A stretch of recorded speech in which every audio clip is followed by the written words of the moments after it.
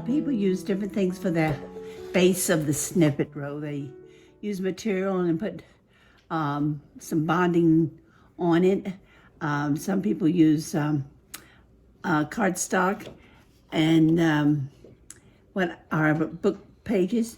What I'm going to use is some cardstock. And I'm going to make this 1.5 inches. That's how wide I want it. This is this was a piece of 12 by 12 paper, double-sided. It doesn't have to be double-sided, but this just happens to be double-sided. And I'm making it 1.5 inches. Okay, now this is the size I have for my snippet. It's really not quite long enough to do anything with. So what I'm going to do is cut me another piece, the same width, 1.5 inches. Let me straighten it up a little. Excuse me. Okay, now I have 2 pieces.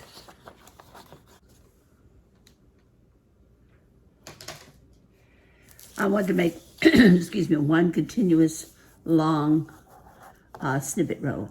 So what I'm going to do is take my fast drying glue, the art glitter, and I'm going to put just a little bit on one end. And I hope you can see what I'm doing here. And then I'm just putting the other piece on top. Matching it up.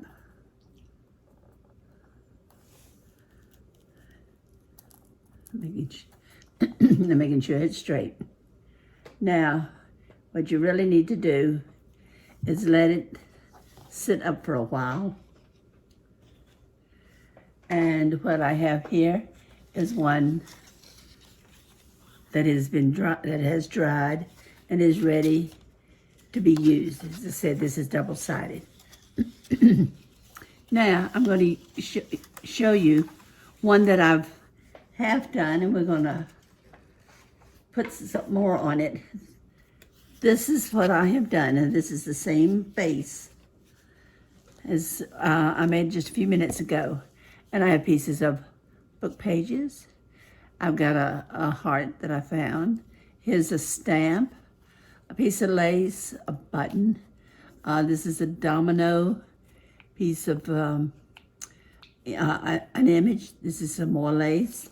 This is a little star I found in the stamp. Some more lace, and then here's a stone instead of a circle.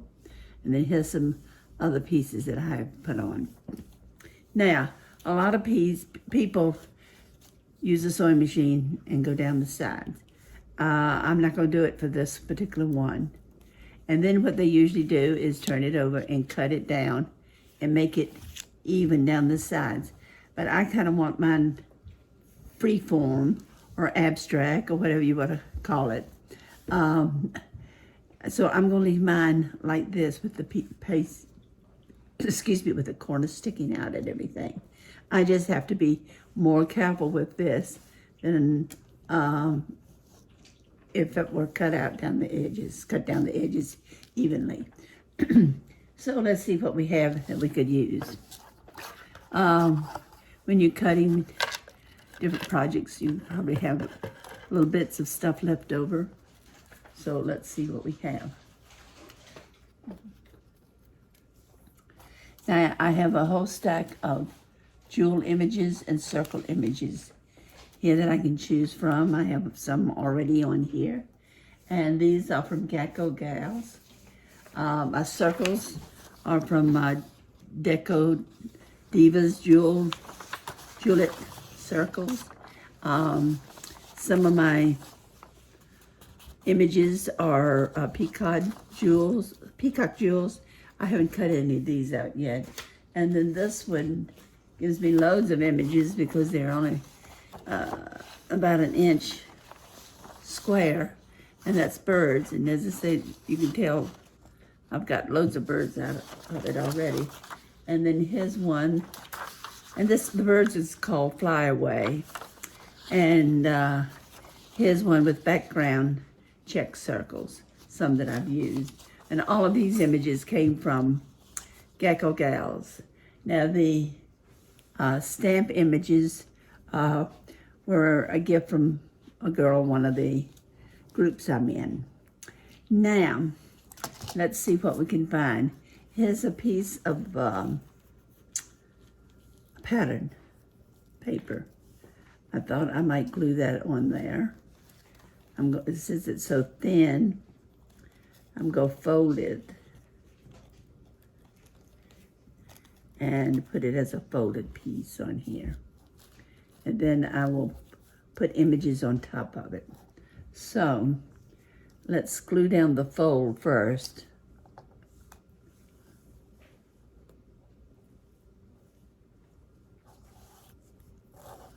Hopefully you can see what I'm doing here.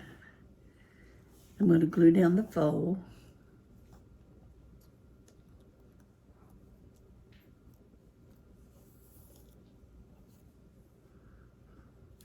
And then I'm going to put some glue on my base here. I thought that turned out right cute. It was a little label I had, and I found the word share, so I just stuck it inside of it. As you can see, you can use all sorts of things. I'm going to put this on here like this. I don't want this to stick out very much, though, because it's so fragile. And I have loads of images I can choose from.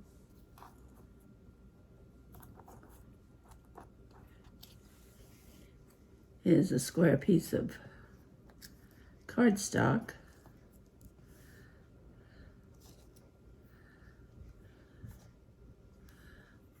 I believe I'll go with the zigzag. And what I do is just layer on layer.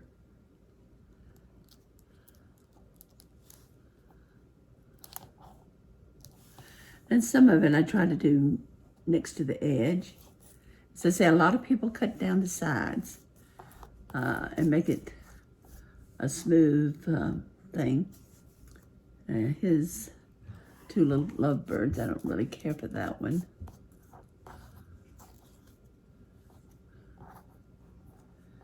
Here's a woodpecker. I have a couple woodpeckers in my yard. He's not very dark. I need a contrast for this. Let's see.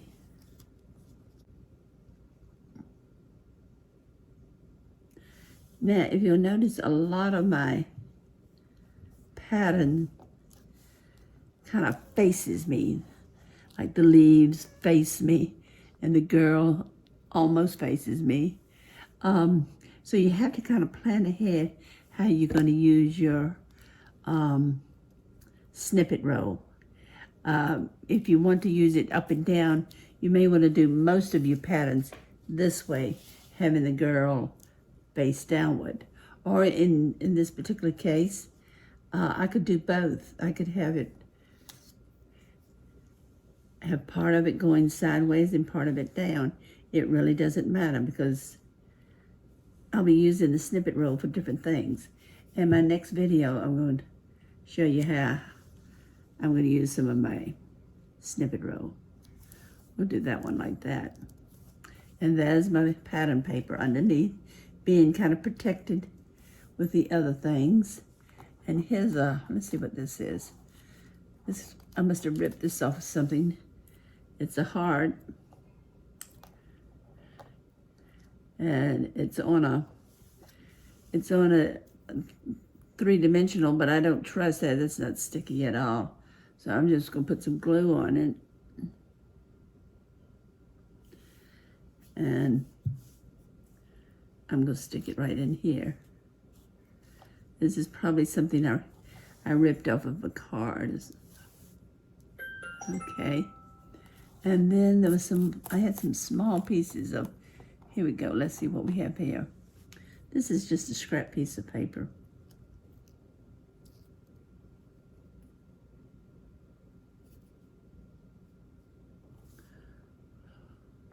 Well, I like the way it fell, so we'll just put it on that way.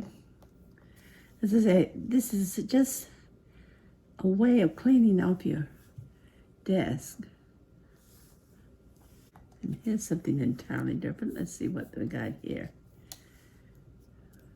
I can put that there. And the girl, whoops, my heart's not set yet. I can put this down. Just play with your stuff and try to figure out where you want it.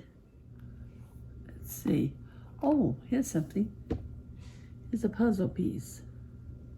Let's put that over.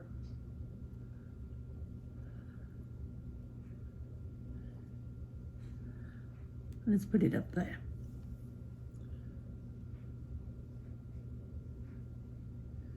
Got a puzzle where some of the pieces are missing? Well, don't throw it away. Put it on your snippet roll. Okay, now you have the idea of what you can do with your scraps. And let's make a snippet roll. Now, I'm almost finished, but I'm going to wait a while on this and show you another type. And this idea I got from Pam of the Paper Outpost. I'm going to move some of the stuff over here. I want to put my glue back together first.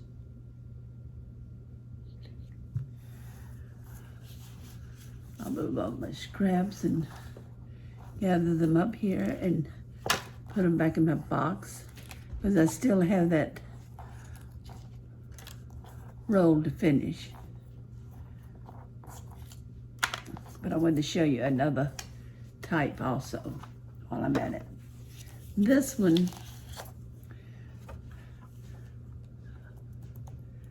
I love the paper on this. This is one of those advertisements that you get in the mail.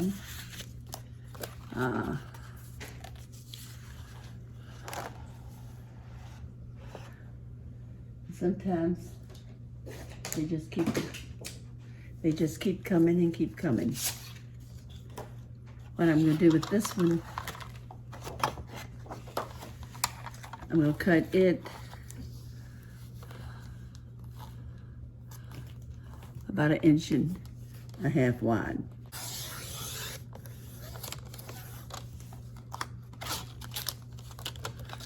Okay. For this row, I'm going to glue it on the back of my piece of book page. And the place that I want to glue it is about here. So I think I'm going to use this glue for that.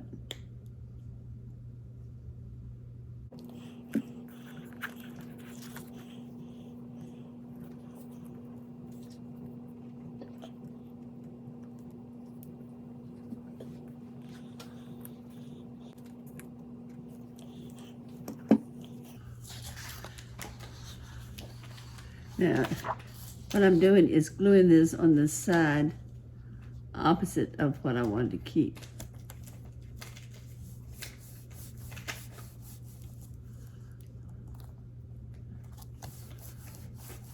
Let it glue here for a minute. Okay. We'll see what we're getting. We'll cut down the side.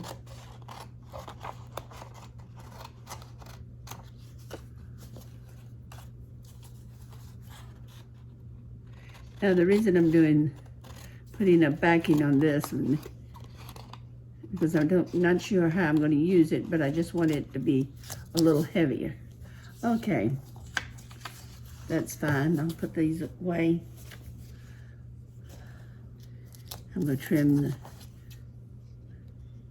the backing off over here, and the backing off over here. So that's how. Now,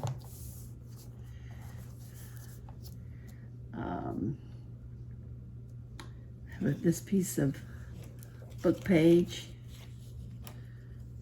It's from the same book.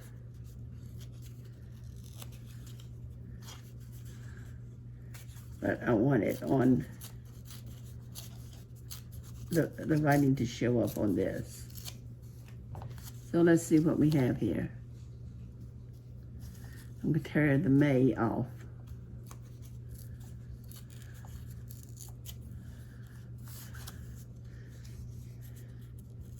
Tear the end off. And that matches pretty well. Now give me a second and let me get my distressed ink out. And okay, to show up, I usually use walnut stain, but this time I think I'm going to use barn door. I'm going to distress the edges. Oops, got stuck.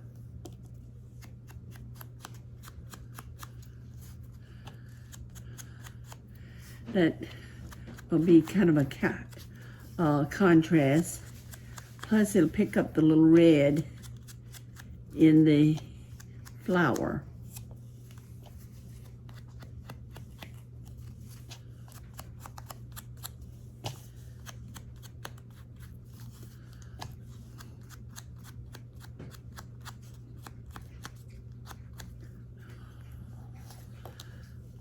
Okay.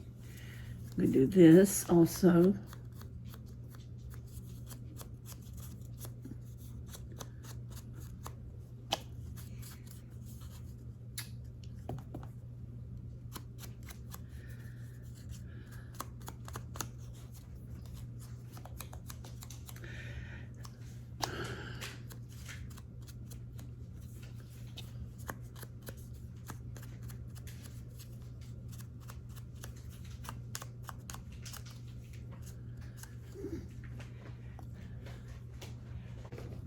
Okay, now I'm doing my May here. I don't know if I'm going to use it or not, but while I've got the distressed ink out, I thought I'd go ahead and use it.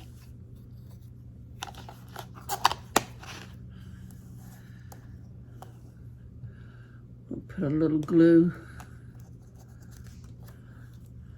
on the back of my verse here.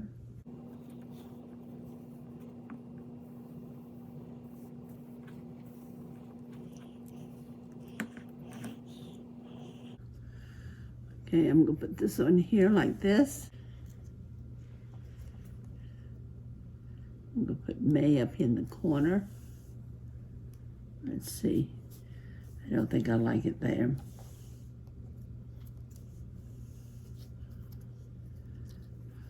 I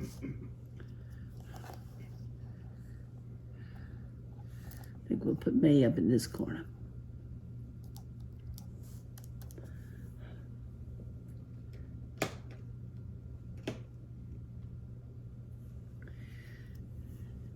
Now we'll put a little extra bling to this.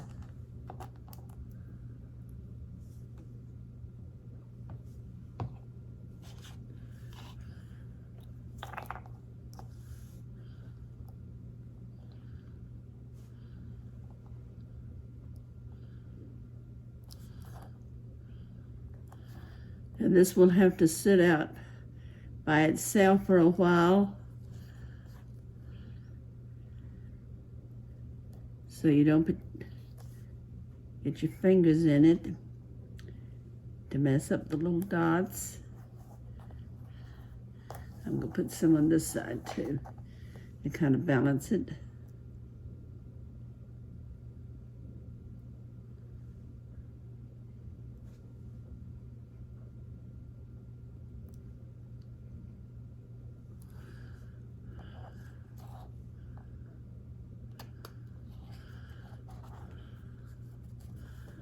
Okay, and that has to dry. Now, let's see what we have here. We've got this one that's finished.